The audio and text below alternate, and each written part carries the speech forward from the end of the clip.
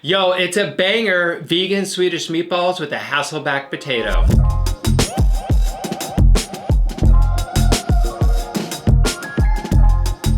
What goes with Swedish meatballs? Sometimes mashed potatoes, other times pasta.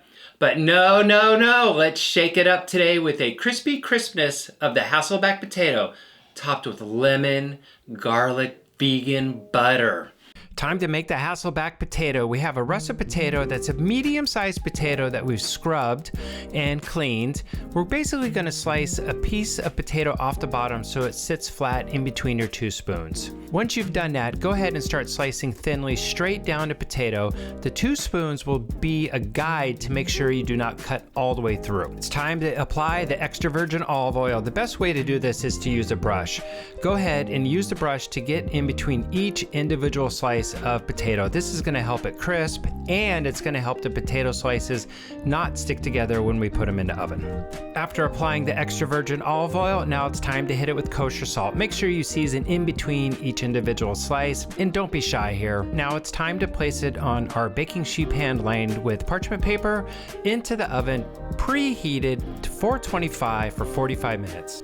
It's time to make the lemon garlic butter that's going to go on top of our Hasselback potato and in between the individual slices. This is the buttery, lemony garlic crunch that is just going to make this potato completely over the top. I have 2 tablespoons of vegan butter, 3 tablespoons of panko, few tablespoons of chopped parsley, 4 cloves of garlic, and 1 lemon. Now you could adjust this with more garlic, more lemon, but the butter and the panko are pretty much right on the money. We're gonna take that beautiful citrusy, garlicky butter and we're gonna spread it in between each individual layer of the potato. After that, we're gonna spread a generous amount on top. We're gonna pop the potato back in the oven for about 15 minutes until it's really a deep golden brown delicious. So many meatball recipes out there. You can make it with Beyond Meat, you can make it with beans, wheat gluten, but what about our good old friend tofu? It's a healthy source of protein that's often overlooked these days. It's time to press our frozen thawed tofu. Go ahead and remove it from the package. And as you can see already, it's starting to release extra liquid. And basically this is because when we freeze the tofu, the cell walls explode, releasing additional water. So go ahead and place the tofu in the press, start pressing it. We're gonna press the tofu for about 30 minutes. During this time, you're gonna need to tighten your screws or whatever mechanism you have to increase the pressure on the tofu to keep pressing the water out. Heat a saute pan over medium heat, hit it with a couple tablespoons of extra virgin olive oil, just enough to coat the bottom. Add your 1 cup of minced onion, stir to start sauteing. Next, we're gonna grate on our microplane grater 4 cloves of garlic. Give that another stir to keep sauteing over medium heat. After pressing the tofu for 30 minutes, the tofu should be firm and fairly dry. Place this in a large mixing bowl. To that, we're gonna add half a teaspoon ground allspice, half a teaspoon ground nutmeg, 2 teaspoons of kosher salt, and 2 tablespoons of tomato paste. It's time to create the tofu crumble for the meatballs. This is absolutely hilarious. I'm using a potato masher to try to make the tofu crumble, and it obviously isn't working at all. So basically what we need to do is just use our hands to rub the tofu in between our fingers and create a crumble. And at the same time, we're really mixing and coating all of the crumbles with our seasoning and the tomato paste. To our crumbled tofu, we're adding 1 tablespoon of maple syrup, 3 tablespoons of garbanzo bean flour, 1.5 cups of panko breadcrumbs. We're gonna add our cooked onions and garlic, and to finish it, we're adding 2 tablespoons of extra virgin olive oil. Start incorporating the panko and the garbanzo bean flour, the onions and olive oil. Basically what we're looking to do here is start hydrating our thickeners, which is the garbanzo bean flour and the breadcrumbs. Mix it really well, and then we're gonna pop that in the refrigerator for about 30 to 45 minutes. Forming the tofu meatballs requires a certain amount of finesse. We're balancing putting a lot of pressure on the meatball, but not so much that it makes it into like a flat patty. So the first step is take a small amount, about an ounce, place that in your palm and squeeze down fairly firmly. We're really trying to compact all of that tofu the breadcrumbs, the garbanzo bean flour, all pushing it together, really creating that tight ball shape. Next, go ahead, start rolling the ball in between your palms gently, pushing but not so much that it starts to turn into a patty. After you have formed all of your Swedish meatballs, place the sheet pan in the refrigerator for 30 minutes. This is going to allow the meatballs to set up and cool before we saute them. Place a large saute pan on medium-high heat. We're going to add 2 to 3 tablespoons of extra virgin olive oil. Take your Swedish meatball that's been chilled for 30 minutes. We're going to gently roll that in all-purpose flour. Place the meatball into the hot pan and start to saute.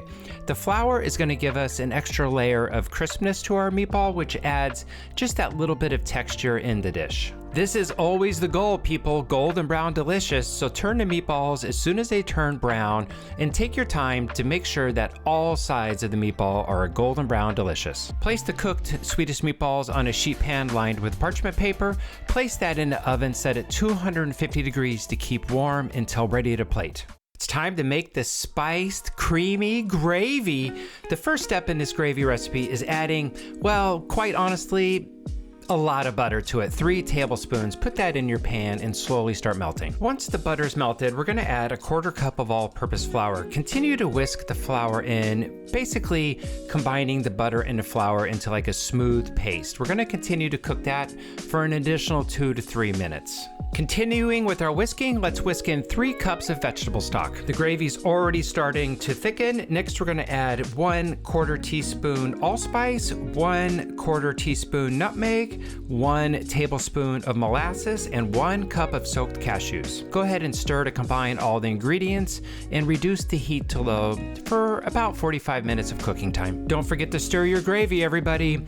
We have to make sure that the cashews are not sticking to the bottom of the pan and the starches are not sticking and caramelizing, which then turns to burning if we neglect our gravy. So give it a stir about every 5 to 8 minutes. Carefully place your gravy into your high-speed blender, turn it on high, and puree until super duper velvety smooth. Place the smooth gravy into a clean pan. We're going to start off with grating 1 lemon on our microplane zester. This is going to bring that floral note. It's going to bring a hint of acid to the gravy. Next, we're going to adjust the consistency because as it cooks, it can get very thick. So right here, we're going to add about a 1/4 cup of plant milk. And of course, we have to adjust the salt levels because starches tend to absorb the salt. So we're going to bring it all right into balance. And our finished product is this beautiful gravy that's spiced with nutmeg and allspice. And we have that hint of the lemon that's bringing a wonderful perfume and balance to the gravy. And it has the consistency that's just going to coat the meatballs completely perfectly. You know what I love about the potatoes is you could make these little individual slices. Look at that. It's like a perfect little slice. And you kind of dunk it in there. Look at that beautiful guy. Here we go. First potato bite.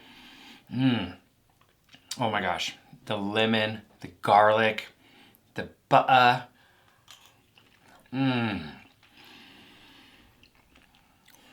Oh my God.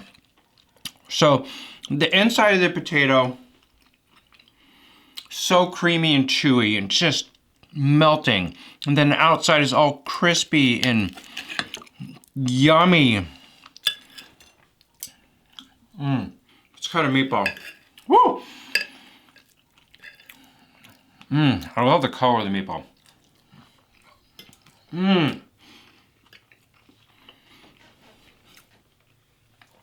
The texture of the meatball is perfect.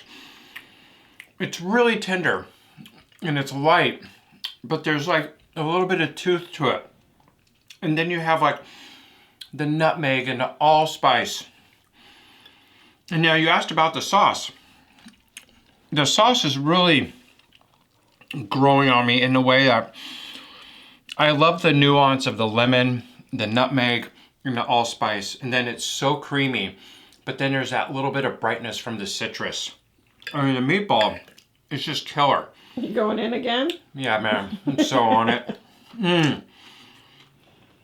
This is a success. I'm so excited about it. It's delicious. It's balanced. So hit the like button. We really appreciate it. And if you have any ideas for recipes you want us to work on, Leave them in the comments because we're always looking for new food. We're so excited. Thanks for joining us, and we'll see you next Saturday.